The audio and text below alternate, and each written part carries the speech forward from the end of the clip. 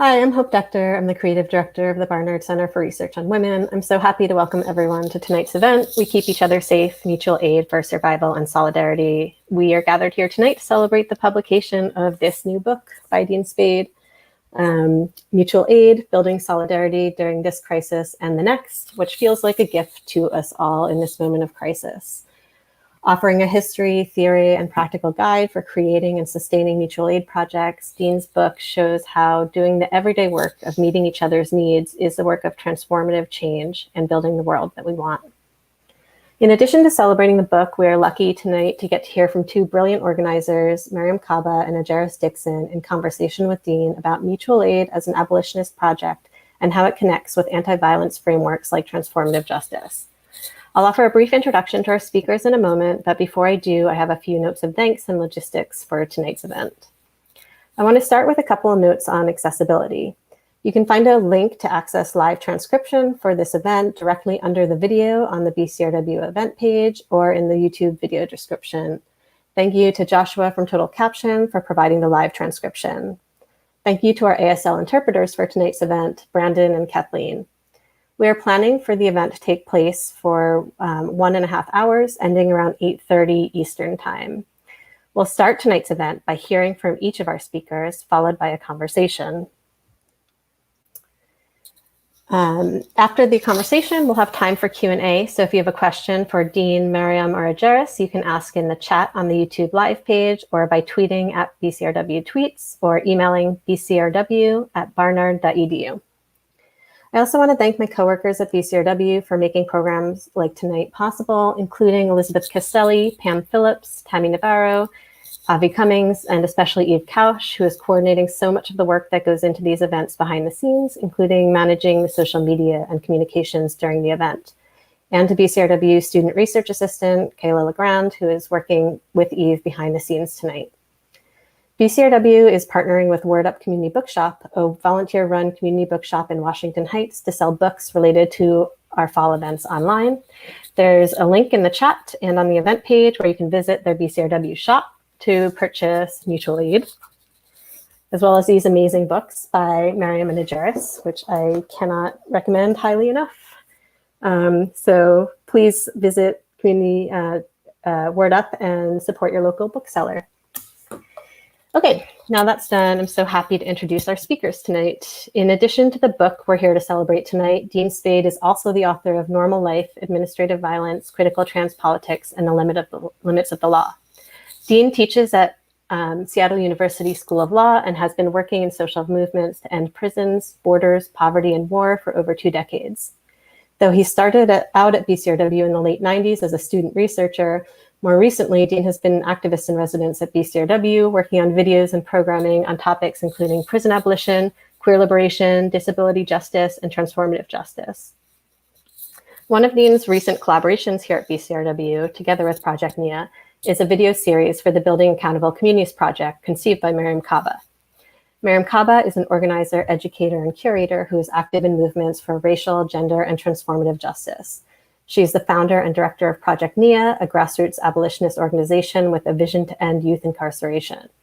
Mariame is currently a researcher at Interrupting Criminalization, Research and Action at BCRW, a project she co-founded with Andrea Ritchie in 2018.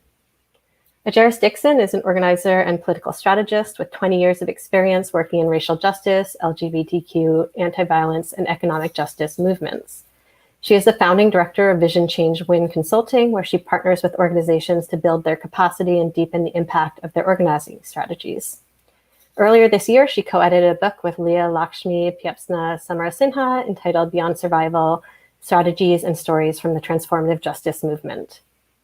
You can find longer bios for each of our speakers on the event page, and there's so much more I could say about each of them and their work, but I don't want to take up any more time. So I'll turn it over to Dean now. Dean, congratulations, and thank you for this amazing book. Thanks so much, Hope, and I'm so grateful to Mariame and Ejeris for being part of this event, and to the interpreters and to everybody at BCRW who's made this event possible, and everybody at Verso Press who helped make the book happen. Really great to work with.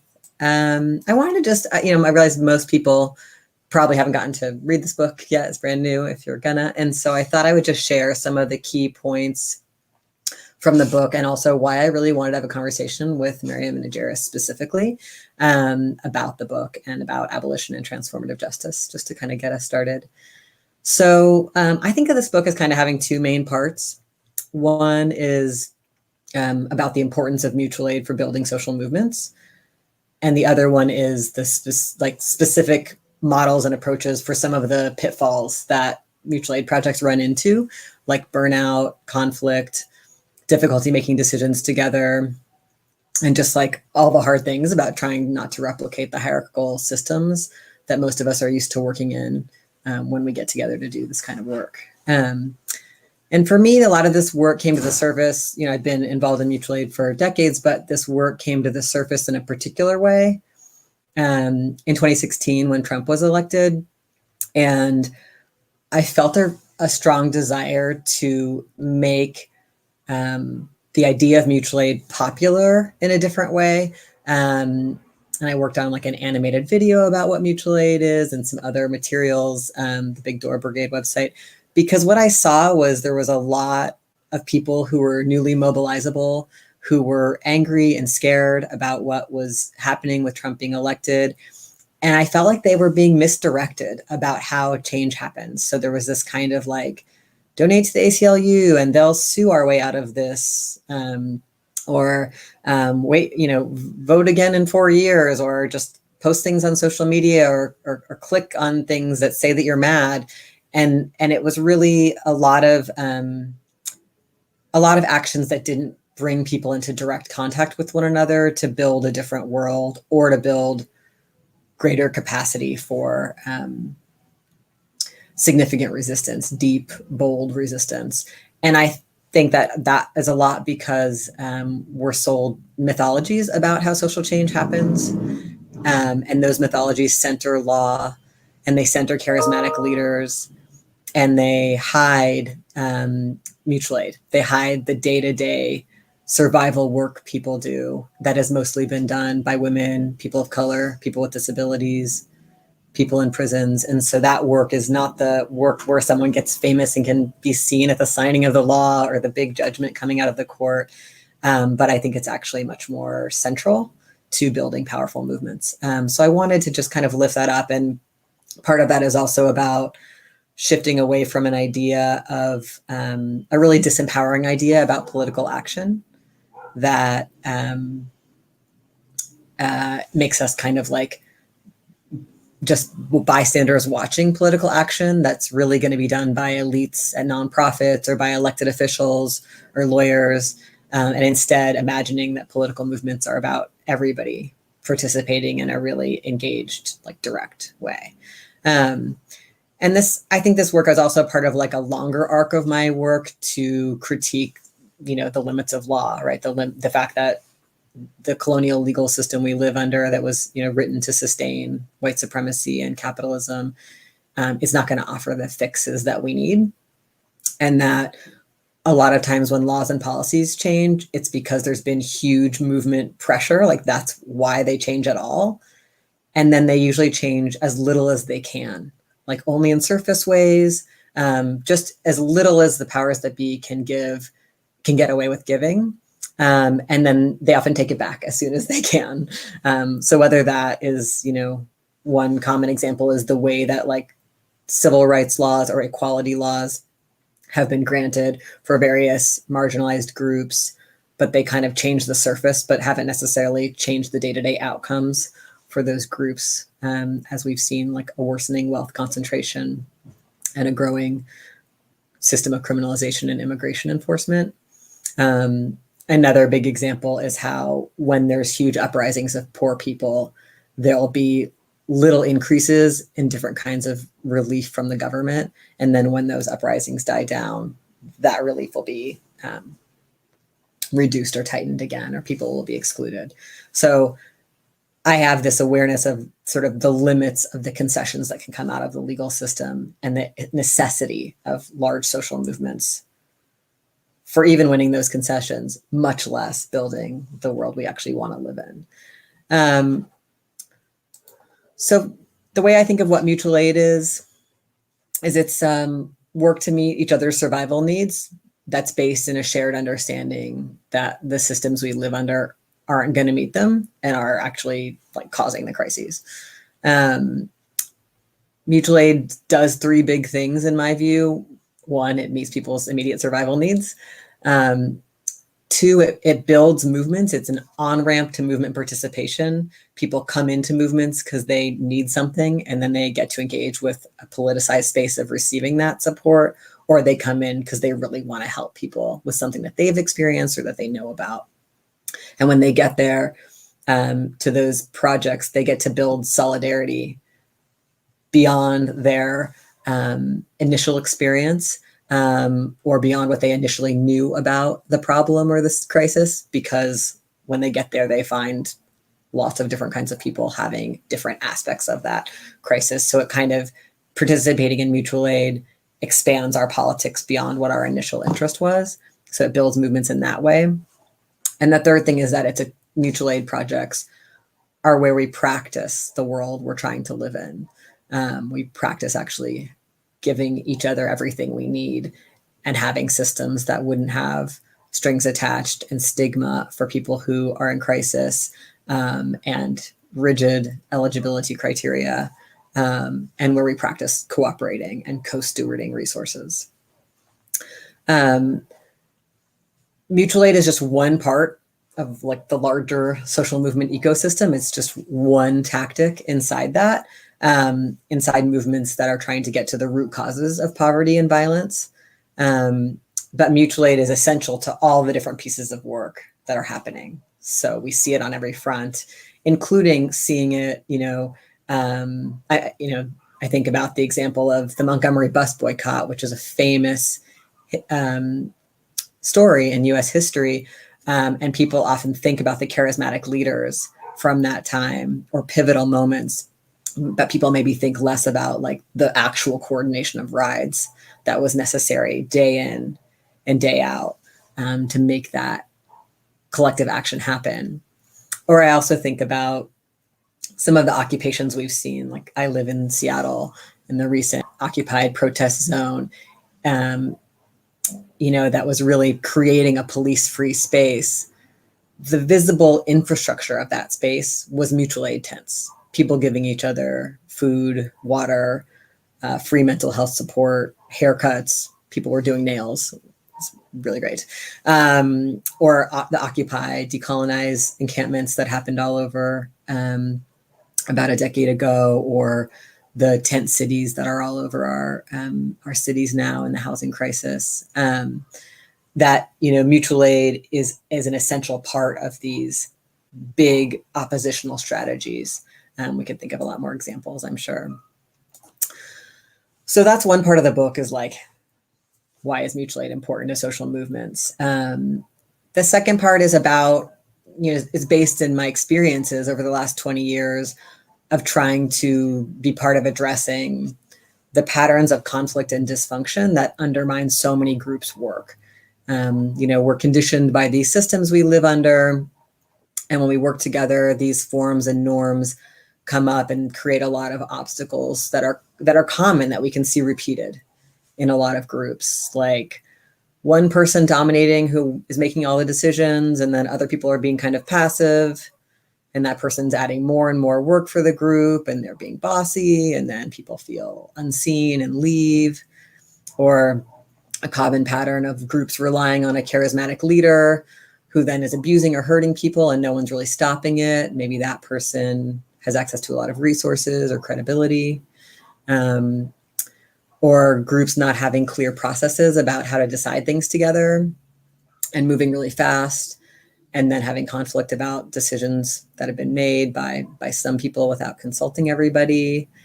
Or a really common problem, groups becoming really focused only on the external, like on how many meals we're delivering, or how many people we're reaching, or what our social media says, or how we're being seen outside, and not focusing so much on how we're treating each other, and whether or not we're using ethical processes inside our work together. which makes sense in capitalism, which is all about appearances. So there's a lot of these kinds of patterns. And, you know, there's just these behaviors of hierarchy, overwork, flakiness, disorganization, rigidity, all of these things, they refract also through our particular identities, so that when we hurt each other in these ways, it has the weight of centuries of hurt, and it causes really brutal conflicts that can tear apart our movements and also make our movements more vulnerable to law enforcement infiltration. So I really wanted to have this event focus on abolition and transformative justice and be in conversation with Mariame and Ejeris, because abolition and transformative justice are essential to both these prongs of what the book is about, like why mutual aid is so important to root causes work, and like how we do it in ways that are more sustainable and kind and world building in the ways we want. So abolition is a movement that's about getting to the root causes of state violence instead of just tinkering with state violence and refining it. And mutual aid has always been central to abolition work. Two big examples for me are, one, all the abolitionists I know and all the abolitionist projects I know do direct support to people who are imprisoned and to criminalized communities. That the deep connection and relationship and involvement and wisdom from people who are currently imprisoned and criminalized is the way we know how to assess reforms and whether or not they're taking us towards getting rid of the system, or whether they're just expanding or legitimizing the system. So it's essential to abolitionist movement work. And transformative justice is essential to abolition because it's about how we create the safety that people really need and want, and that the police and prison and border systems never deliver, but use to justify their existence. So they say they're going to keep women or queer and trans people or Black people or people with disabilities safe. And we know they endanger all those people and get in the way of what we might need to be safer. So all kinds of TJ work, like prevention work, like trying to build skills together for healthier relationships, the work that we do to address conditions that lead to harm, like work to try to see how childcare would help prevent harm, or housing would help prevent harm, or transportation would help prevent harm. And also the work people do to support people who've been harmed directly and to support people who've done harm to stop doing it. All of that work, in my view, is mutual aid work because it's providing immediate survival needs. And it's based in a deep strategy to get at root causes. At the same time, transformative justice work is a frame for thinking about new ways of being together. Like, what are the recurring conflicts and the harms in our movement organizations and in our relationships? And how do we build the skills and capacities to stop those repeats and to address conflict and stay in the work together? And the experiences of people like Mariame and Ejeris with building and sustaining and experimenting and mentoring in transformative justice practice for decades has really rich lessons, I think, for all mutual aid work about some of the challenges that mutual aid groups face. So I came with other questions for them, but I'm going to turn it over now, I think, to Mariame, maybe to Ejeris. I forget which order we're going in, but I'm really glad to be here with you all and grateful. Hi, all. I'm so excited to be here. I'm really grateful to be here. My name is Ejeris Dixon, and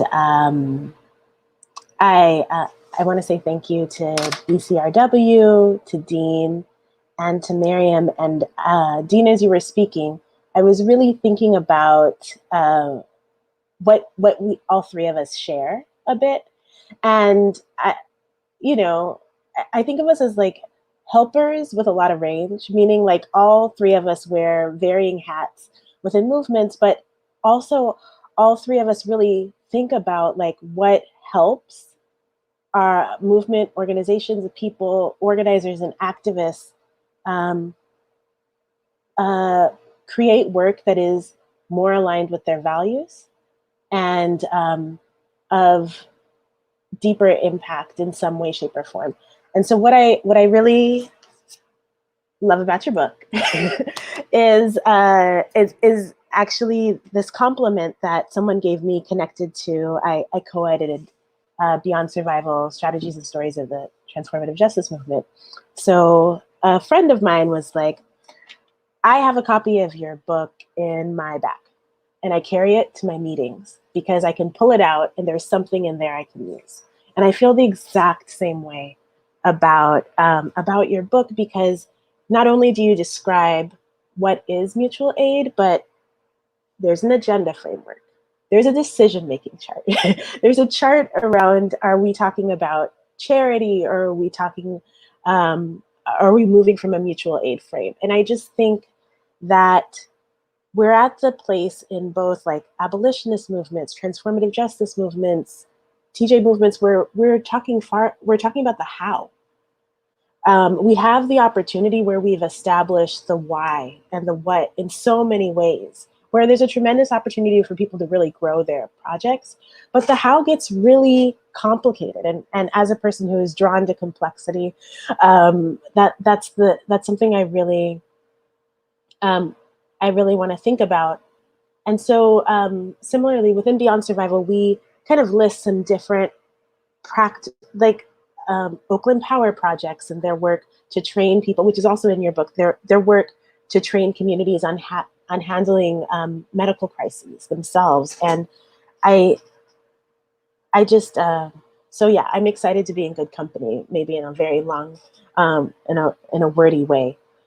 I felt really inspired and sometimes even overwhelmed by the incredible expansion of mutual aid in these times as a response to the pandemic. And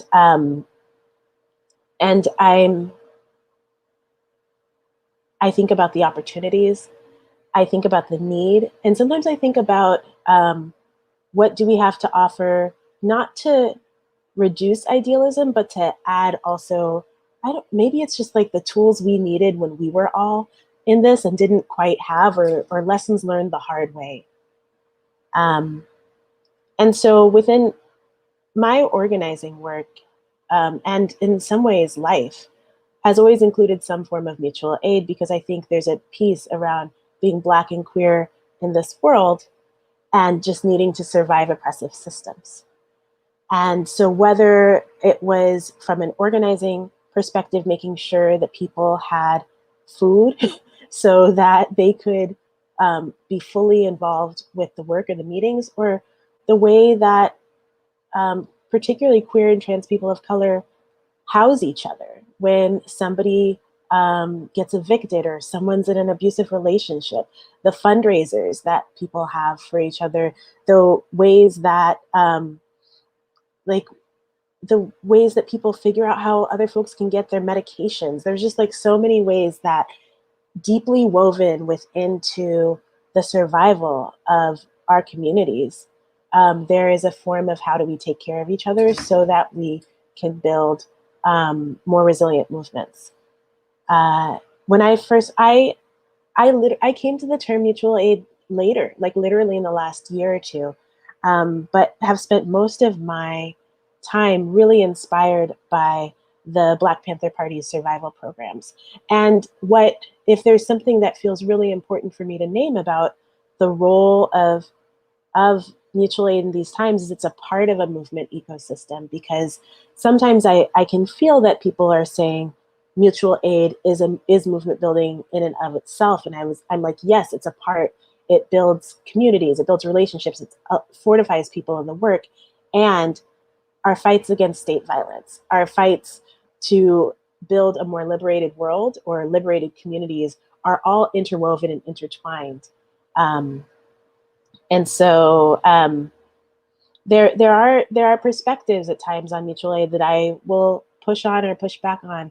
I believe in open projects, and I believe in building relationships with strangers, and I believe in finding a space for as many people in in a room, and that can be also really challenging, recognizing that sometimes progressive movement cultures are not as open, that our folks don't always have the, like, that even within a consensus decision, everyone has to understand the language that's being used. And people have to be able to understand the context or the references.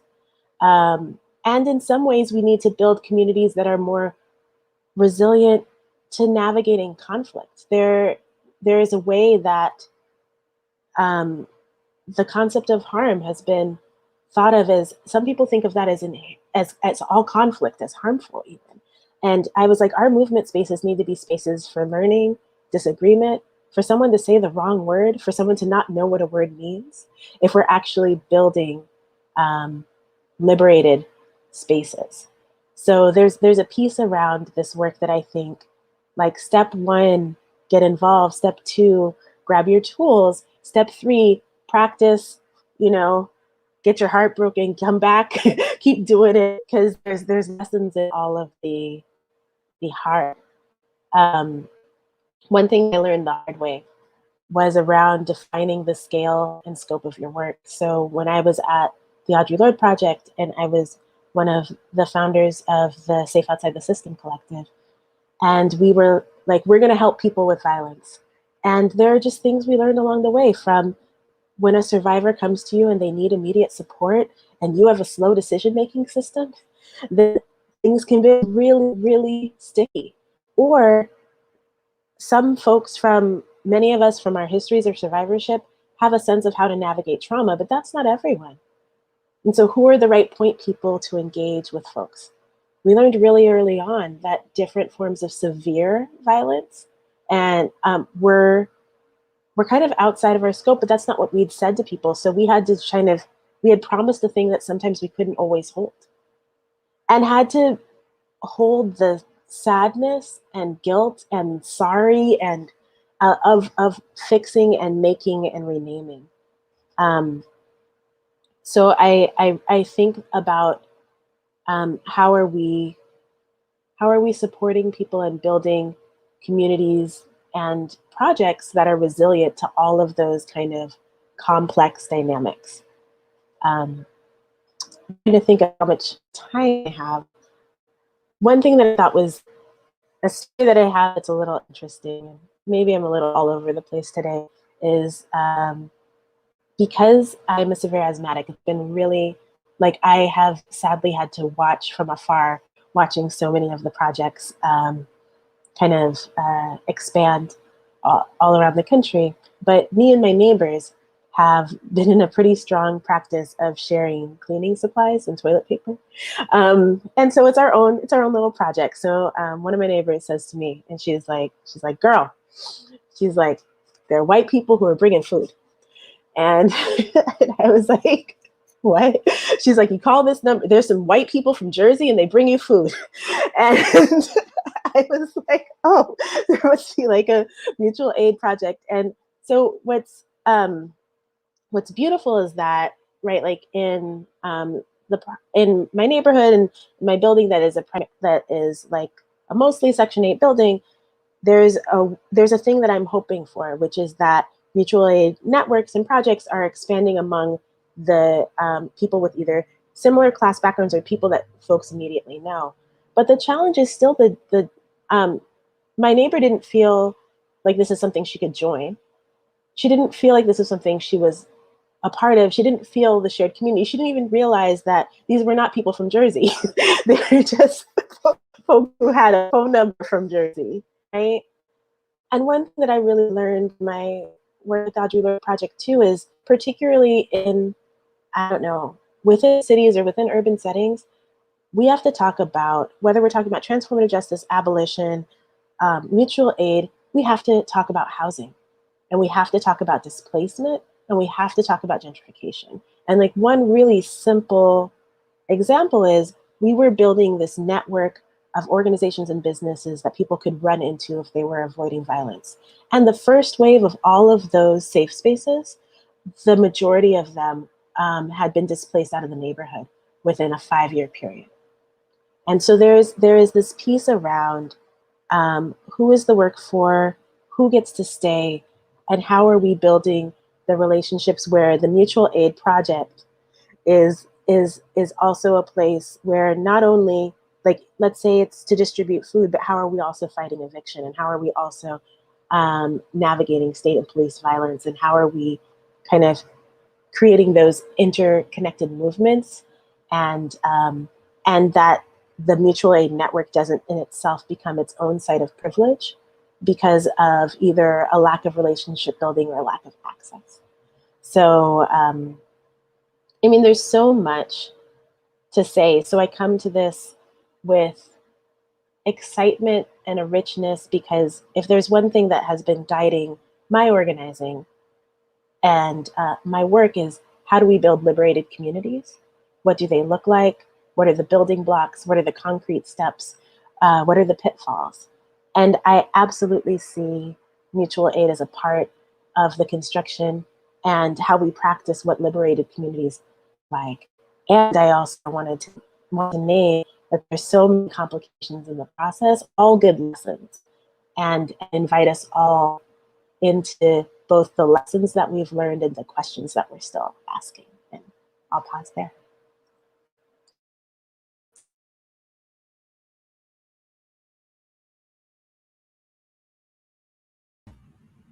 Great. Hi, everyone. Good evening. I'm so happy to be here this evening and to be part of this conversation with people I admire so much, Dean and Ejeris. I want to thank BCRW for all the work for pulling this together and for having us here this evening. I'm zooming in from New York City on Lenape land. And so again, I'm just glad to be in conversation. I'm so excited about this book, Dean. I think you know. I can feel, want to congratulate you for pulling it together. I think it's so needed. I've been hoping for something like this, and I'm just glad to see it out in the world. I really appreciate the way that you lay out various, a definition of mutual aid that's inclusive enough to, meet the expansivity of the concept. I appreciate how you share historical and current examples. I appreciate how you name that mutual aid isn't new and that it's been called by different names by different people in different spaces, even if codified by particular groups. I love the fact that it is something that's ongoing and is happening all the time, every day, and that comes through in the book. I very much echoing what Ejeris said. I appreciate that the book offers templates for how to engage in decision making, how to try to begin to deal with conflict, which is inevitable and not something to be shied away from. How to try to begin to think about when you're burning out, just even to notice and to know that that's actually what's happening with you. I think a lot of people come into spaces and they are working and don't even realize that they're going through burnout, and that tends to exacerbate sometimes whatever problems are lingering within the space, and they're going to be problems. I've never understood people who think that disparate people who almost had nothing in common except an idea maybe coming together was going to be smooth sailing at any point. Like, that's something for me that's always been confusing, not actually, but just like, yes, of course, we're all coming with very different ideas about very different things, very different experiences, life experiences, family experiences, traumas. All of those bumping against each other isn't going to always be smooth. I am a person who very much eschews catastrophizing things. Like, one problem is not the end of the world.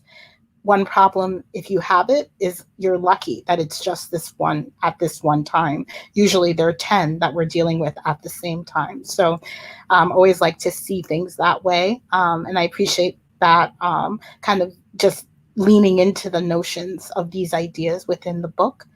I was thinking, my friend Shira Hassan always says that she wishes she would write a book called All the Mistakes I've Ever Made. And parts of this book are all the mistakes I've ever made, offered back to the public in a way that's digestible and that they can use in their own lives. And I think we can all write a version of that book, especially if you've been doing this work for more than a minute. I was thinking the other day again of a quote, a series of questions I like to ask myself. That's from a document called Towards Landwork and Power. And the quote is, "To fulfill her task of building organizations and a broader movement, the conscious organizer must be guided in her work by her answers to basic questions. What's the nature of the system? What are the current conditions within this system? And what are the forces that have the interest and capability to make change?" I think that the best mutual aid projects that I've been part of, but also that I've witnessed from afar, have included some attempt to answer the questions about the nature of the system and the current conditions of the system. And the best ones have also asked, what are the forces that have the interest and capability to make change, while also attending to the politicized survival work that is so critical to all these mutual aid projects. So I think about that as we're moving in this moment, this pandemic, economic collapse, climate disaster moment that we're in the midst of, wondering how we might answer these questions together in our mutual aid projects that would actually enhance the world that we're trying to build, prefigure it in some real concrete ways. I've been thinking a lot for myself about the language we use to try to explain things to other people within our spaces and within our movements, how important it is to find different language and different ways to share with folks and talk with each other and try to come to some understanding. I've heard mutual aid described in some ways as part of like the survival pending revolution work of the Black Panther Party for self-defense, and their very specific politicized survival work, that mutual aid has found a place within that. I've heard mutual aid described as cooperation for the sake of the common good. I've heard mutual aid described within an idea of collectivity towards survival when we're thinking about organizing. I've heard mutual aid described as, in part, what you mentioned, within a larger abolitionist frame, as rehearsal is what Ruthie Gilmore talks about often, but also as prefiguring the world in which we want to live. And that mutual aid kind of finds itself as one of the ingredients and parts and mechanisms through which we rehearse and through which we try to prefigure that world. So I've been trying to, kind of think for myself when it comes to transformative justice, which is basically for most of us ways to address harms that facilitate transformation and accountability, the beginnings perhaps of healing, rather than focusing on punishment. For transformative justice, for me over the years, has always had kind of layers. We've had practices that are individual ones and interpersonal ones and community focused ones, but all of it involves some form of organizing. Part of the reason I've been engaged in participatory defense work for so many years as a form of politicized survival work is because I consider that to be mutual aid as well. defense campaigns are very good examples of mutual aid in practice. And I think a lot of abolitionists who are engaged in participatory defense work perhaps don't see their work in that very specific way of a mutual aid project, but it very much is, right? We are often within those participatory defense campaigns doing court watching. We are providing fundraising for people's legal needs and their life needs. We are having individual conversations with the families of the people who are directly harmed. We are ourselves learning. We are learning about the system that we want to completely, in some cases, overthrow, and in some cases transform, and in some cases remodel. I don't know, depending on where people are coming from. But we're doing constant analysis of the situation and learning with that, and also very deliberately choosing not to agree with the way that the law often privatizes harm and says that only certain people can be available to care about this, that only, people with expert knowledge are allowed to engage or feel like they should engage. We're doing that work on a regular basis at Survived and Punished in other places. And again, I see that as a form of mutual aid work. So I'm going to end just with a couple of things that I was thinking about in thinking about your book, where there potentially is generative conflict and disagreement amongst people who might be reading it. Questions that remain and that aren't yours to have answered, I don't think, because not one person can come up with the answer to these things. This is ongoing. The question of, is mutual aid enough? And what does enough mean? Questions about how do we think about dual power?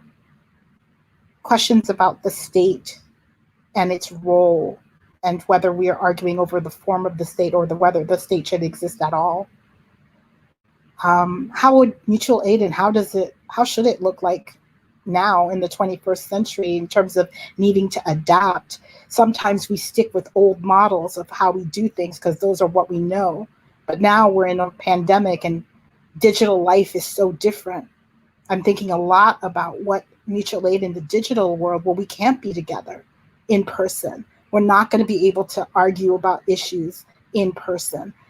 It causes a really difficult thing to have deep conversations on email streams or on Signal or on Slack versus sitting across from a person, seeing how they're reacting, seeing where their body language is so that you can interpret what's happening. We're not having that right now.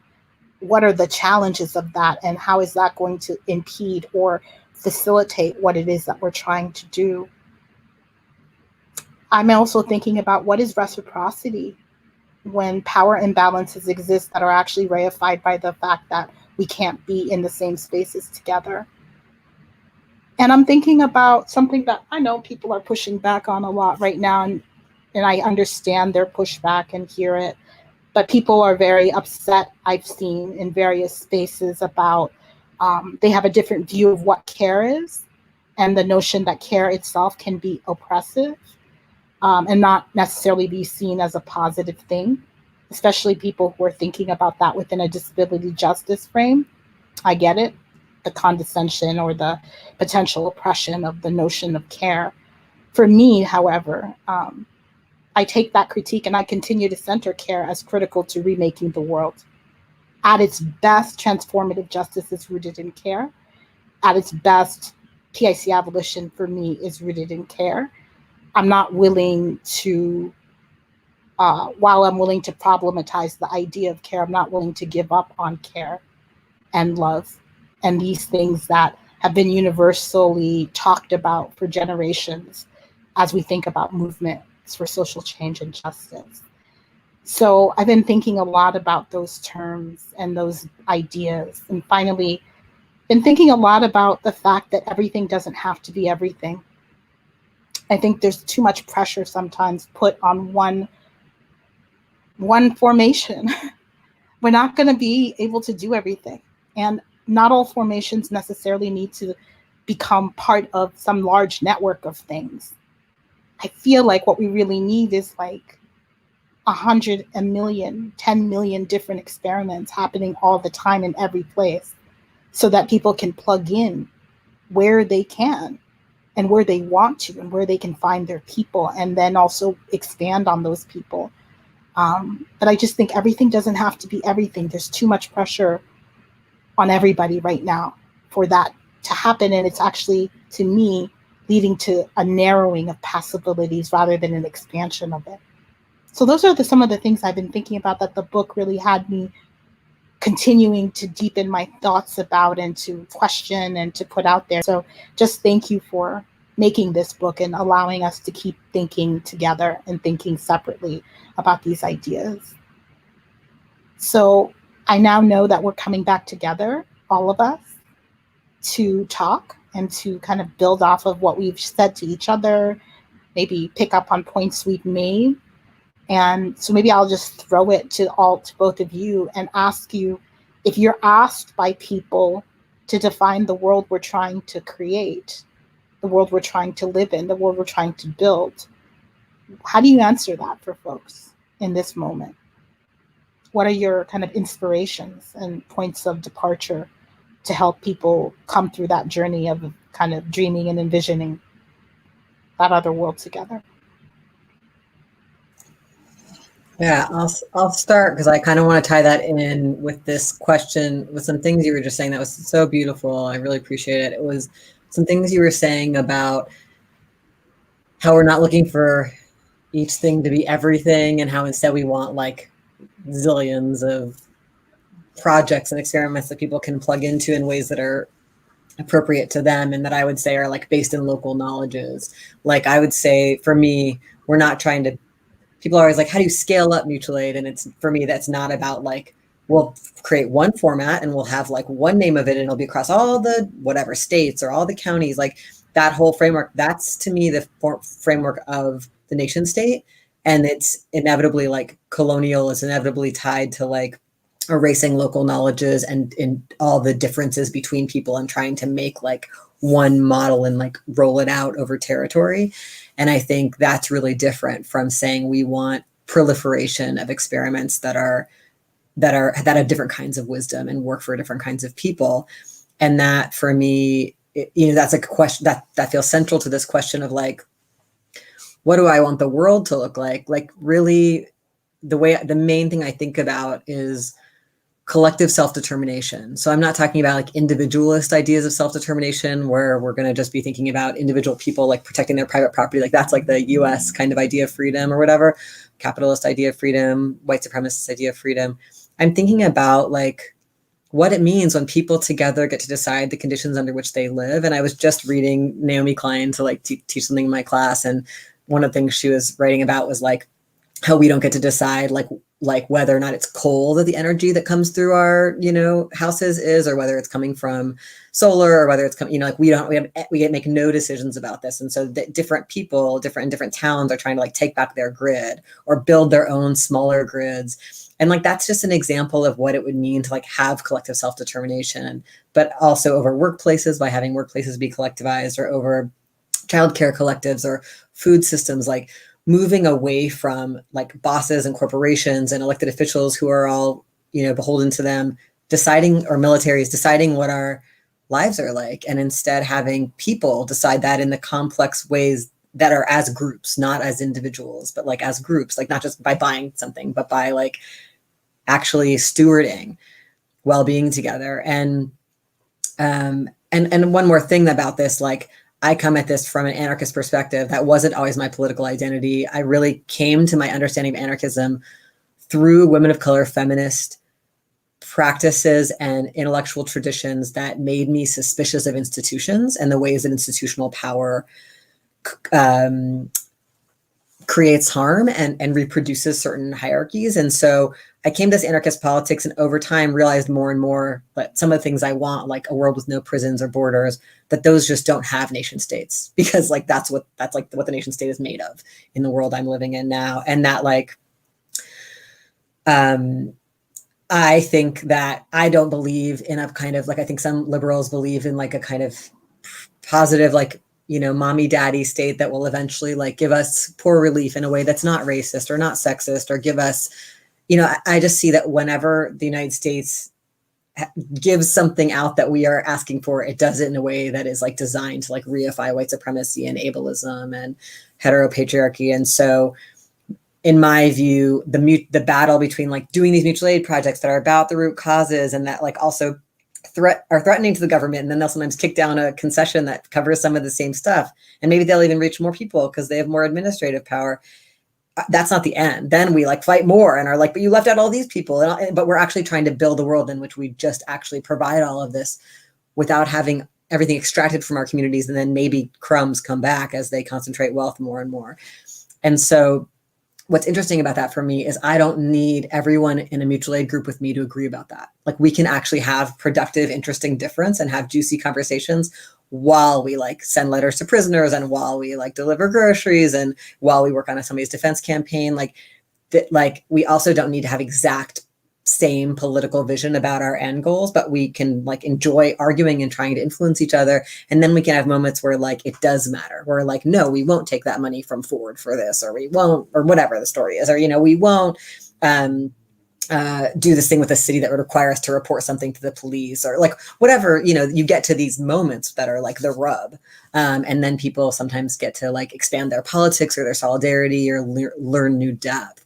But I feel like, both it's important right now for me to name this anarchist vision that I have and what its view is on the coercive powers that we live under now, and that we're really trying to dismantle them. And also for me, that's not absolutist. I also like am part of the fight to like defund the police and move that money towards housing. I'm not like, I refuse to have money go from this part of the budget to the other in my city or county, so it's like how to have these conversations in ways where we can influence each other, where we can try stuff, where we can learn it didn't work, or like learn there was a big, it bit us in the ass after and we don't want to do it that way next time. Notice our opposition's counter moves. But I feel like both of your work for me has been a model of like experimentation focused in local knowledges, and not trying to make something that's perfectly replicable, but instead is about, hey, we practiced this. This is what we learned. Do you want to try practicing your versions? Yeah, I can jump in or add. Where do I want to start? I've been thinking, maybe because it's election season, I've been thinking a lot about like the word democracy, right? Like, what does it actually mean? And I've historically like, democracy, and then I was like, wait, I've never experienced, like, I don't live in a democracy, right? I'm oppressed by this system that was designed to exploit and oppress me and my communities. And so I've just been like very curious about like, is actual democracy not what the US calls it possible, and what, and really like hanging out around a term of like liberatory governance, and not being sure around what the scale of that means. So I feel like I know I'm a socialist. I don't think I'm an anarchist. I'm not inherently anti certain institutions, because I'm so tactile that I think a lot about the delivery of just services or systems. So I even in this conversation, I remember, Dean, when I was writing the piece for VAR, and I was like, I don't know, and you were like, well, which systems? Like the post office? I was like, yeah, maybe we keep the post office, or we keep public education. I think a lot about it, but the world I want involves communities being able to determine their needs and how they're met in non-oppressive ways, right? And because of my own also hesitations around how much oppression lives within us, no matter what configuration we construct, I'm not there's not like an inherent size of that reduces oppression for me. It's process that is a bit about that too. So I at the beginning of this year, or no, at the start of the pandemic, I started to think about what are the I do this thing where I'm like, what are the key things based on how I'm supporting organizers and groups that people should be thinking about? And I was like, oh, I really want myself and I want others to live at the intersection of healing justice, mutual aid, and liberatory governance. Like I want to live there because I think that's how we survive these times, right? We survive these, like the way that the response to the pandemic and state violence and all of these crises are creating the level of crisis and pressure and honestly death and sickness that's happening in our communities means that we have to think about even our most revolutionary work in ways around how we're keeping ourselves and each other alive. And there's also a piece around like, how are we taking care of each other in that process?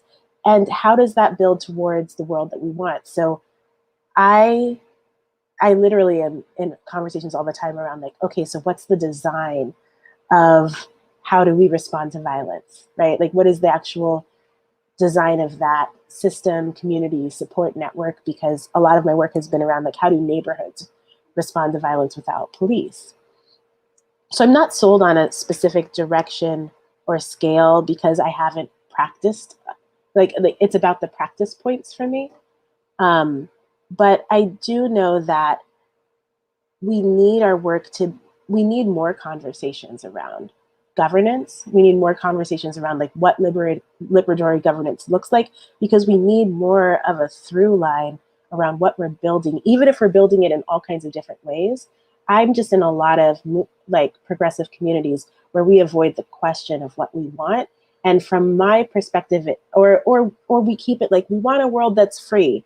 And I just desire something more than that, because the organizer in me needs to know, what are we asking people to join? What are we building towards? And how are we selling people on a affirmative vision as opposed to a vision that is against a bunch of things, right? And so, yeah, so I guess this is just my way of saying like, some of this I have a sense of, and the rest of it I want to keep being in conversation with y'all about. Yeah, I thank you for that, both of you. I've been really interested over the last, at least just even the last month. I've seen a few kind of visual representations through video of folks who are putting out potential ideas for that vision of a world we want to be moving towards. I really appreciated the piece that came out, the video that was created by Intercept, by Opal Tometi and Naomi Klein and others, where it was a very short 7-minute or so video that kind of tries to think about climate in connection with the PIC, in connection, all the things we talk about all the time about like, we're going to have to change everything. And but like that becomes overwhelming to folks. I think they really did a really decent job of at least putting it out there as a offering of like, these things could change and that would make everybody's life so much more livable, which is what we're ultimately, in my opinion, what we want is to end premature death and make life livable for people and understand the importance of life and affirmingness of that in multiple kinds of ways, no matter what our politics might be, aiming towards, whether you're an anarchist or a socialist, or in my case, probably a communist socialist. There's any labels that I would put on that. For me, is more about like how I want to see the world be livable for people on a day-to-day basis. So I really appreciated that Intercept video. I also appreciated a video that partners, I forgot what they're called. I'm going to have to post this on Twitter when I get a chance. They put out a recent video where they just kind of talked about what is the social contract that we want to be able to have just in the interim. Like, what is the interim work? Like, not forget the horizon and forget the very basic, but like, what's the interim stuff we should be asking for that becomes operationalized in order, again, to make life livable for people, right? To allow us to live. Like, I don't understand how that's not seen on a regular basis as one of our biggest goals that we ought to be working towards every day. Is the fucking healthcare plan making life livable for people? No. Bunch of people dying, that's seen as collateral damage. That shit isn't good. You know, like, why can't that be a way to try to orient ourselves towards more justice? I feel like, to me, that's like the rub, you know? I also am thinking about my friend Tamara Nopper, Dr. Tamara Nopper, put on Twitter recently a quote from Ruthie again that was saying, be wary of fetishizing the state. Fascists fetishize the state, and anti-fascists tend to fetishize the state as well. The state does not think and do. People in various configurations of power, including from below, enliven states to think and do. It's part of why I haven't moved to anarchism for myself, is because I believe that deeply. I think people in relations of power enliven these institutions. I don't think the institutions in and of themselves, because they exist, are these kind of these things that can't be controlled by us, you know, that can't, and I don't mean here in the case of like institutions like prisons, policing, et cetera, that are death-making institutions that just have to go. I'm talking about life-affirming institutions that we want to keep. So anyway, I have lots of thoughts on this, and especially within an abolitionist horizon, I would love to be talking with more abolitionists, and I have always. I mean, these conversations we're having right now are not new, and we haven't not had them with each other in multiple kinds of forms and ways. But I think people are hungry for them even more, especially as newer people are coming on board, you know, around that. So I think maybe other people have more things to add. Let's have that happen. So thank you. Yeah, that's really helpful. I just wanted to add something to the thing you were just saying about Ruthie's comment, like about not fetishizing the state. I feel like I really learned that from reading the work of Michel Foucault. And what I got out of that, like, there's some piece where he talks about how like leftists fetishize the state. And I hear this in people's talk. They'll use the state in the sentence over and over again, which is important because naming state violence is like a fundamental intervention of, women of color feminism and identifying those dynamics. But what I'm interested in about it, so in people who study Foucault talk about how institutions have regimes of practices. So like that, it's not about the state being one unitary thing. In fact, we know that there's just like, even in our own cities, like the Department of Homeless Services is like doing this thing to trans people. And it's like kind of the other thing from what's happening in the juvenile punishment system. I mean, like, we know how at odds it is in itself, and it's actually totally fine with it. But that instead, what it lets us ask is like, well, if prisons treat people like this, how does the same practices happen in the shelter? And then actually we see them happening in the public schools. So this is what abolitionists already do. And I think this is what the term PIC already does, is it identifies for us how shared regimes of practices are happening across spaces, including ones that we've been told are the life-making institutions and the ones that are like the explicit punishment. And this is also what I think the disability justice analysis that's happening around how we really don't want to replace cops with social workers, or we don't really want to replace jails with psych facilities. Like, wait, stop. These are different forms of prisons. Even if they call themselves different things, they like still target the same groups, and they use a lot of the same practices that are deeply like coercive and violent and not moving us towards well-being. So for me, I think the reason I care so much about organizing our mutual aid projects horizontally is because those same regimes of practices come into our groups. So suddenly we're like, oh no, you can't get a spot unless you can show us that you're sober, which is the same shit they're saying down at the shelter. Or, like we end up also replicating harmful regimes of practices that are happening in the state spaces that we know are bad and exclude the same people, or we don't want people who've done X or Y kind of harm, or who the state has labeled this or that. So I guess part of I'm interested also in not seeing like the state in some kind of flat way, but instead asking, how do we get rid of certain coercive practices? We want to get rid of them wherever they are. And that could be that they are happening in our schools, but they could also be happening in our families, and they could also be happening in the group we just started that's trying to get rid of some kind of violence. And that's that like deep intentionality around actually creating new ways of being together, or ways that we know are more healing. Like for me, friendship is the model I use. I have treated my friends better than I've treated other kinds of people, other relationships. I've found friendship to be where I can like give and receive the best kinds of feedback, harder in blood family, or harder in dating relationships, or harder with boss worker.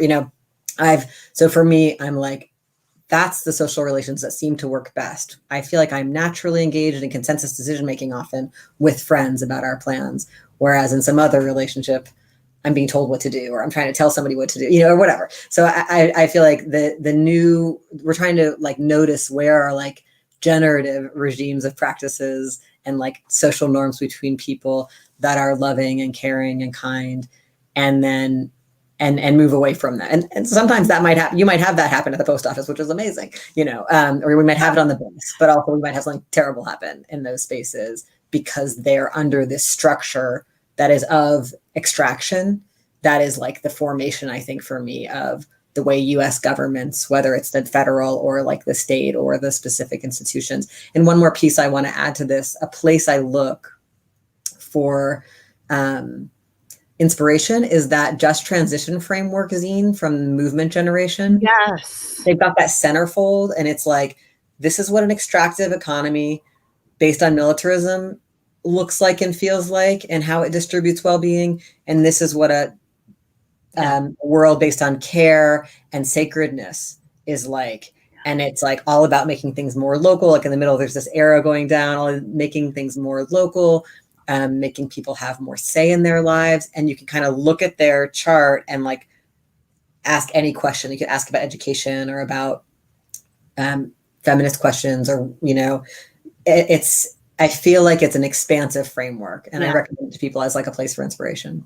I love that. I'm going to be quiet for 1 second after this, because I think people are going to pelt us and accuse us of being elite academics when I mention Foucault one more time. Even though I really dislike a lot of Foucault, I just want to say one part of what I appreciate about him is he does tell us that every system of power has within it it's the key to its own undoing, right? That every system of power really does have within it the key to its own undoing. That tells us a lot about how we organize then, that we are not at the mercy of these systems without power to actually shape and transform and change them. To me, that's a critical part of PIC abolition's promise for me. And also a thing that allows me to not remain despondent about the fact that nothing can ever change and nothing can ever be undone. It's the fact that everything can be undone. And if I did not believe that, honestly, I don't think I would be able to get up every morning and keep pushing forward in the ways that we do. And I think mutual aid sometimes gives us the sliver of windows of the actual possibilities of the ways that these institutions, these systems of power have within them the key to their own undoing. The practice of that mutual aid can be a window into that way forward of that dismantling of these larger systems and institutions. So I just wanted to also put that out there. And I promise never to mention Foucault ever again, because I really tend not to. So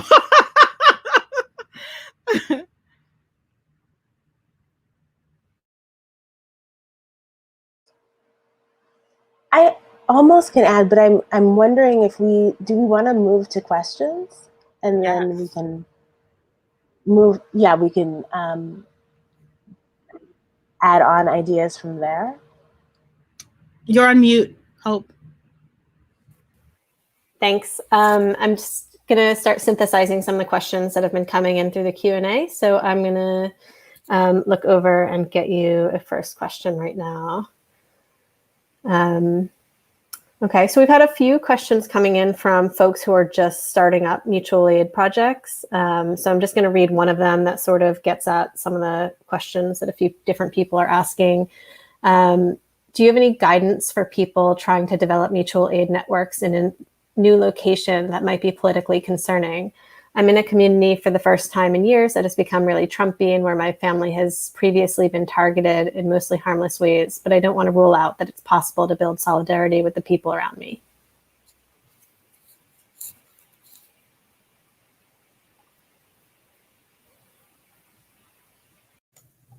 I mean, I'll just say that there's a lot of people in the region that I live in the Northwest, organizing working class white people who are really easily recruited right now to white supremacist formations, and where there's a lot of like recruitment by like there's a lot of people like in the police forces and in ICE and other law enforcement who are also part of these white supremacist formations. And there's this like people are, suffering very intensely from the brutal economy and then being told to blame immigrants and to blame people in the cities and to blame people of color and stuff. And so I feel like some of those projects are what I look to, like how people are just meeting people where each other are at. So like a lot of people are struggling with like drug abuse and overdose. And so a lot of families are interested in mutual aid projects that relate to that because that's something that people are going through, or people are struggling with, with childcare. I feel like what mutual aid projects do is they just like meet needs that are not being met and then let people have conversations about the root causes of those needs. And so I think like my instinct when people are, especially whenever we're in a new setting, it's great to just find out what's already going on and who to connect with. And a lot of places, communities of faith can be a place where people are already connecting and meeting each other's needs, or people might be having a network around a prison in a rural area and supporting people inside it, or people who are, or families of those people. But I think like finding existing mutual aid resources that are naturally happening and helping them grow and sustain, or supporting having a politicized conversation in those spots about the root causes of what people are facing. And there's a website called mutualaidhub.org that may be of use. It doesn't have every single thing happening in the country on it, but I do think some people have been able to find folks in their region by going to that site, or find something that looks like their region and what could they replicate, and could they ask somebody who's doing something in a space that's got some of the same qualities. I don't know if Mariame and Ejeris have thoughts on that.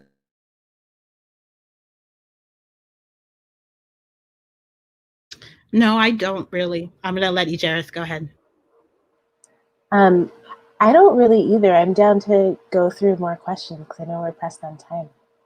Great. I see that Hope just posted a question for me in the chat. Can I speak to the co-optation of the term mutual aid by nonprofits as a new term to refer to nonprofit services, and how nonprofit services are fundamentally different than mutual aid, and the dangers of the mainstreaming and watering down of the mutual aid that has also come with its popularization?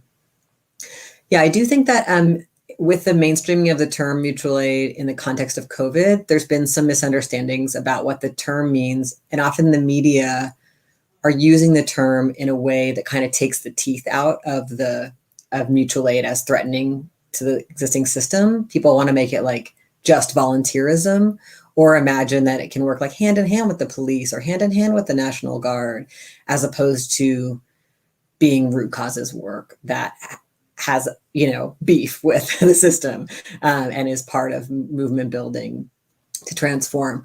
Personally, I don't think that mutual aid and nonprofit are like absolutely mutually exclusive. I've been part of nonprofit organizations that are doing mutual aid in the sense that they're doing grassroots work that says that it's systems that are the problem, not charity work that says that it's people in crisis who are the problem and need to be fixed. But overall, most mutual aid work over most time, like most social movement work, has been done by people who are not paid. And we cannot build like a movement of all people who work at nonprofits, because then it's controlled by funders, which might be government or rich people. And because there's not enough money to build a movement of hundreds of millions of people, which is what we need to make the changes we seek. So to me, nonprofits can sometimes have a specific technical role in mutual aid. Like if we're doing work where we need like a couple people to be able to go to court during the day and do this particular thing, or what, but to build powerful mutual aid projects, they might have a couple people who are paid or stipended, or who are doing interpretation work, or who do, other work that's specialized, but a lot of people being recruited in to do that work as part of their life purpose. And we don't, that's not the model of profit that's been popular in our lifetimes. Instead, it's been just staff-centered, hierarchical, kind of run like a business and producing elite solutions. It hasn't been a model that's about organizing millions of people.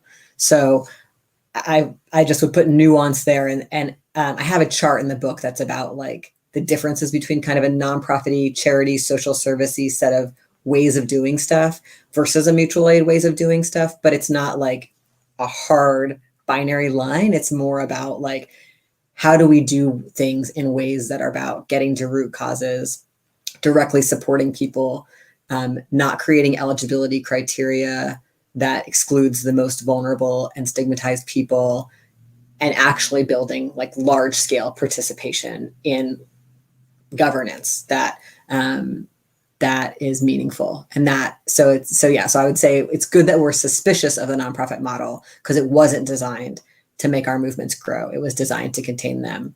And like any other tool, like a hospital or like, anything, when do we use some of these things that have really hurt us? But also, like, when we use them strategically, they might have a purpose. Can I also just add in here that, listen, y'all, I'm going to say something. I'm probably going to get me, again, yelled at by millions. I don't know. But if we get popular, our shit's going to be co-opted. Okay? Like, the minute something hits the, quote, mainstream in any sort of way, it is rife for being co-opted. That's what, these institutions of power do, is to try to say, you know what, no, we're not that far apart. We actually agree. We're like together, we're actually on the same page here. It's like, no, you're not actually on the same page. You don't have the same analysis as we do.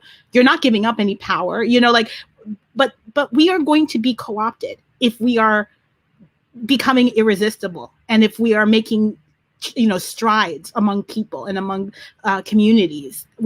And so sometimes I feel like our conversations that happen in our, quote, movement spaces can be so, I don't know, they're just not edifying at all. It's like they just become navel gazing and a concern and like console. It's a different form of concern trolling, because we don't have control over those systems co-opting us. They will.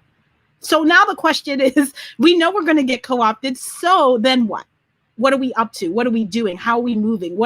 How are we elevating ourselves? We're in the moment right now whereby the entire Democratic Party establishment has decided that defund police is going to be their main message that came out of the election, and that they are going to use that. They're going to beat down that demand, that is going to be their thing in life.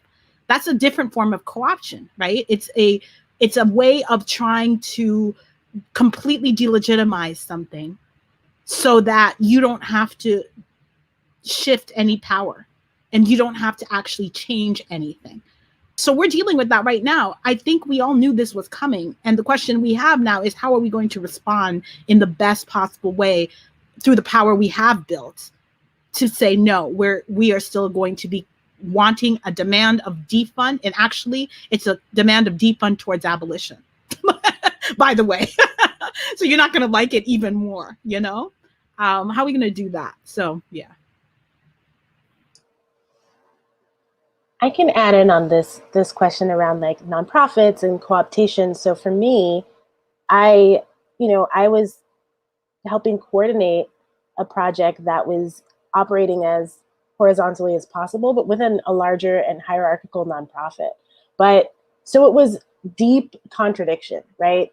And my role within that, it was also a chance to like channel resources to support a project for queer and trans people of color leadership in a particular way. So I feel like my job was kind of like scheduling, getting food, supporting people with reminders. So I think there's this piece around most mutual aid work has to address the question of resources in some way, shape, or form, particularly under the society. Otherwise, we start to just get into structures where we have projects led by people who are independently wealthy and quiet about it, right? So there is this piece around like, how are we going to grapple with the question of resources?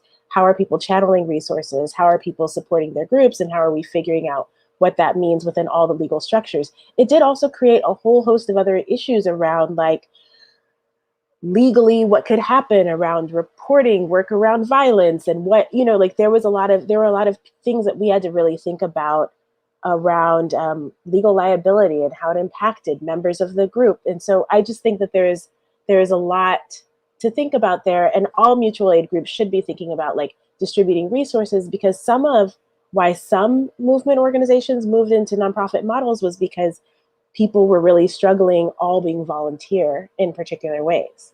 But the one contradiction I get really curious about is I feel like on one hand, there's a lot of folks who are talking about, you know, all volunteer run projects. And then I'm also in other sectors of the movement where people are talking about everything I do in a social justice space should be compensated.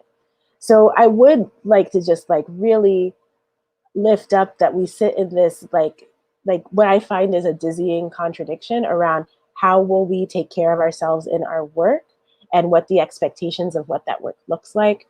And I think we're all figuring it out as we go. I also want to say, like, I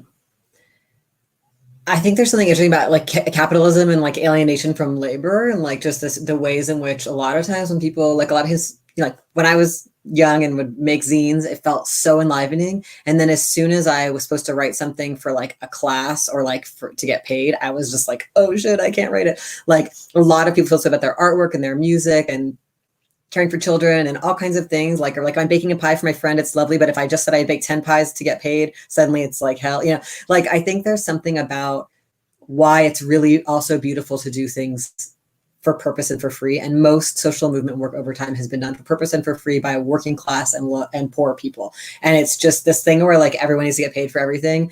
It's just, it really feels like it just guarantees rich people control what we get to do. And so I think there's no right answer for this. Like everybody has to figure out how to balance getting the bills paid and like being part of movements in meaningful ways. But for me, like spending a lot of time talking to like young people who want to be lawyers or social workers or teachers, I think it's essential that they not only engage with the movement through their job, because they're just going to get a really limited part of it, and be less likely to be tied to the most vibrant demands that are coming from like the most impacted people if they're only doing it during their paid hours at their job, whether that's a nonprofit job or at a school or whatever. And I talk to people about this a lot. And also that like the hot stuff, the like amazing relationships and the like way, you know, the really deeply fun, hard, interesting stuff is often happening in the spaces that aren't paid. And everywhere I've lived also, like it's the groups that are volunteer based that are usually farthest to the left in abolitionist thinking, pushing all these nonprofits that are kind of like slower. And I see this, you know, a lot, like in the Northwest, it's been like this group Resistencia that's really pushing the abolitionist line around detention and deportation. And then they're always like pulling on the other immigrant rights ecosystem groups to get more abolitionist. And they've really had a big impact, and they've never had a staff. They've occasionally had a couple people stipended, you know, they're the ones running a hotline for people inside the detention center. They're, you know, doing really high impact work to shut that place down. And so I just want us to like hold that contradiction. I appreciate you saying that, Ejeris, that like, yeah, like it makes sense people want to get paid. People are sick of being exploited and extracted from, of course. And that also happens inside our movements all the time. And it's a deep reality that like having to get paid for everything really limits it. I do want to mention to you right now that you're probably going to be blasted as being extractive as fuck of poor people. For like this conversation is not, we can never have it in public because so many people are afraid to say what they're going to say because they're afraid of being like, this means it's exclusive. Do you know who's been working on the ground from time immemorial? Poor people, okay? People with very little funds and money who are pushing for justice on a regular basis. If they waited to get paid to do it, we'd all still be on the goddamn plantation as Black folks. okay? Or in colonized, horror wherever we were living. Like, people, we have to be able to hold multiple realities at once while recognizing, I just wanted to point this out because it's very important. People have asked me for years around transformative justice holding processes work. Shira and I, in Fumbling Towards Repair, very clearly state that we have never gotten paid for holding a single process in our communities. Why? Because for us, it's always been a political commitment, right? It's a political commitment towards an abolitionist horizon that we believe we have to be skilled up in addressing very serious harms within our communities when they occur because of the world that we want to build. So we've put ourselves out there. Is that something that everybody can do? Certainly not. It's not every day, not every week, not every month, but is it something that everybody can do once in a while? Yes, it absolutely is. It absolutely is. Now, I have gotten a lot of pushback particularly from younger organizers around that stance, right? And I'm okay with the pushback. And I'm okay with us being in disagreement with each other. I feel like that's generative. They may find a new and a different way of doing and being. I just don't see how people are going to, quote, get paid for doing the work of making safety in our communities for each other and ourselves. If we are going to move from a different model than, quote, services as safety or police as safety, or as, you know what I mean, these institutional. Now, do I think that those dollars and those resources from those very death-making institutions ought to devolve to this community? I absolutely do. And we may figure out new configurations and ways to use those dollars to compensate people for some of their time to do some of those things. But if we start from there, it's very hard to see how we're going to move to the next stages of the work that we need to do in order to change the current circumstances that we live under. So I love this. I love that we're having this conversation publicly, but I'm just going to let you all know, get ready for the evil subtweets and the Facebook posts calling you an extractor, oppressor of the people. It's coming. So anyway, I know Ejeris had a question for you, Dean, so I'm going to put that out there. I know, and I'm going to step my foot in it even more because I already do, which is when people have decided that, at least the organizations I know where they're everyone who comes to the demonstration will be paid, right? And I'm smallest actions ever. So real. And so I just don't know. I don't know any revolutions that were that were built in that way, that were constructed in that way. And I think we should be real with that. I don't want people to be exploited under these contexts either. And so anyways, I have this question on my heart for you, Dean, but also for all of us. And the backstory of my question is, after I left the Audre Lorde Project, I was asked to write the history of the SOS Collective. And it was this really painful 3 months of writing things down and refeeling every hard moment and every breakdown that I think there's a tool for now in your book. So when I was reading your book, Dean, and there are just different tools around I don't know, either domineering leadership or all these pieces, I felt the experience that the tools came from viscerally.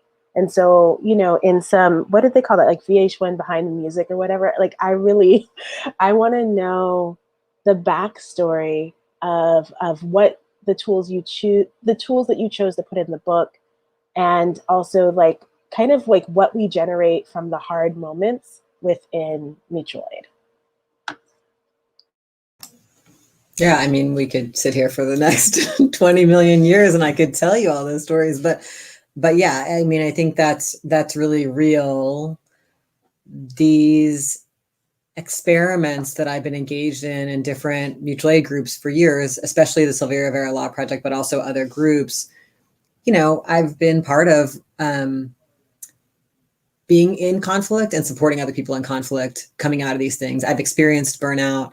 I've experienced the ways that internalized capitalism, white supremacy, heteropatriarchy have lived in my psyche and and caused me to do the work too fast, or to not care about other people's feelings enough, or to ignore my own boundaries and feelings, or to numb out and escape, or to treat the work very outcome oriented, or to be ego invested, or insufficiently consultative, or overly consultative, hoping that I could somehow escape feedback and judgment. I mean, just all of it.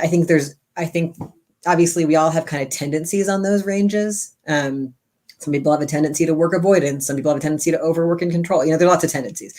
But I've worked with mine and with people who have the reverse, where we've been in a dance together sometimes, and seen cultures of groups. Like sometimes you're in a group culture where it's like really loose and everyone's coming in, and then the person just got to the meeting for the first time and we give them a big task and they don't do it. Or other times we're in a group culture where it's like super security and no one can get in there. And so we're all burnt out because we never get new people in. Or sometimes we're in a group culture where an idea surfaces and immediately we're all doing it.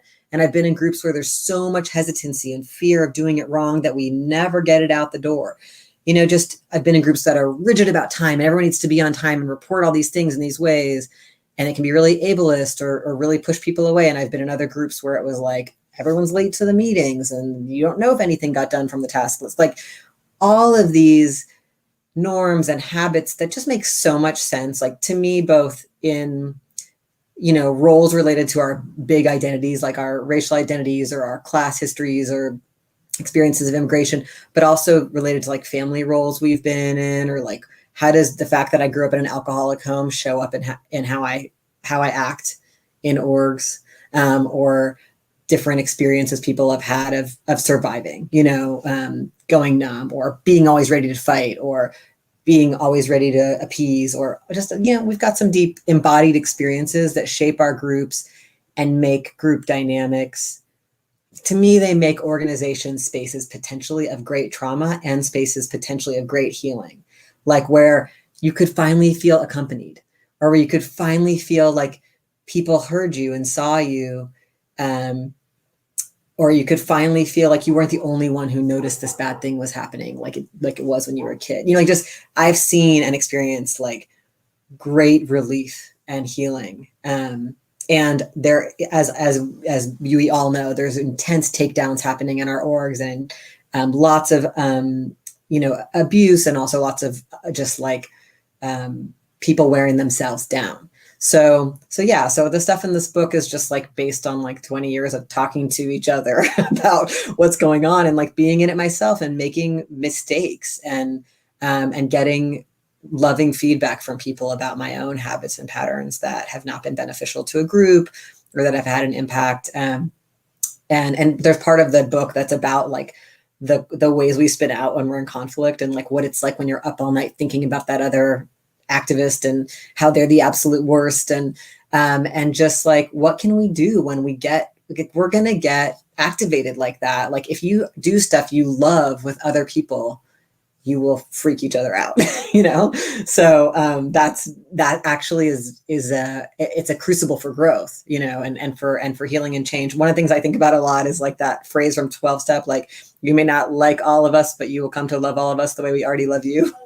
And it's like, that's my goal, is like, can I love everybody in the group, even if I don't always like them? And can we create a container of not throwing anybody away, while we also are open to giving and receiving feedback about stuff that's not working, or ways that we are impacting each other. And I hope that the book helps people get to that orientation a little bit more, like just day to day, and remind each other of it using some of those tools. Thanks for that question, Ejeris.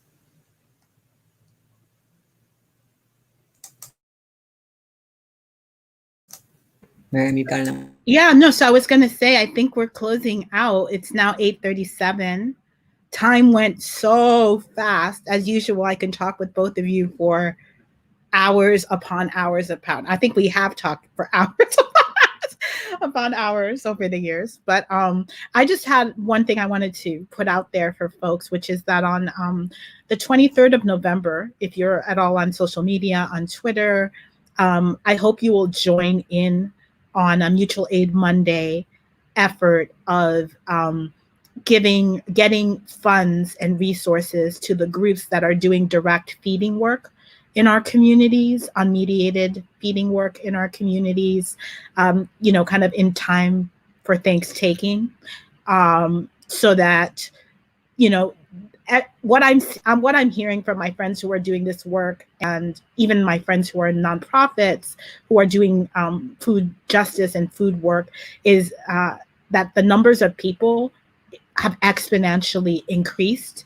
who are coming to use pantries, who are food insecure or just hungry in general. We've seen this in the lines that people have shown on the TV news, of the lines of people waiting to get food. People are hungry, and there are ways that people are already on the ground through mutual aid projects trying to address that on a regular basis. The story that Ejeris gave of the New Jersey folks who come and drop off food to people is a perfect example of that work that people are doing on the ground. And so I'm hopeful that people will take Mutual Aid Monday on November 23rd, if you're listening to this, and find a local mutual aid project in your community and make a donation that is significant to you, to those groups that day. You can do it before then. You can do it every day. You can do it every week. But we're going to try to make a kind of a visibility effort on social media on the 23rd of November, which is a Monday. And I will also be posting, and people have been sending me names of groups, and I will be posting a list of groups for folks to be able to pick from in your community or beyond.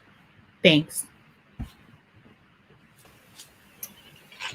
All right. Well, thank you all so much. This has been such an amazing conversation. I feel really lucky to have gotten to hear what all of you had to say. Dean, thank you for your book. I hope that everyone will go out and get a copy and read it. I know there were a lot of questions we didn't get to tonight. We already have people asking if they can send you questions. And I just want to let people know a lot of the questions we didn't get to are actually answered in the book. So you should go ahead and read it. So thank you, Mariame, Ejeris, and Dean, and to our ASL interpreters and live captioner. Thank you all so much. And it's been really fantastic.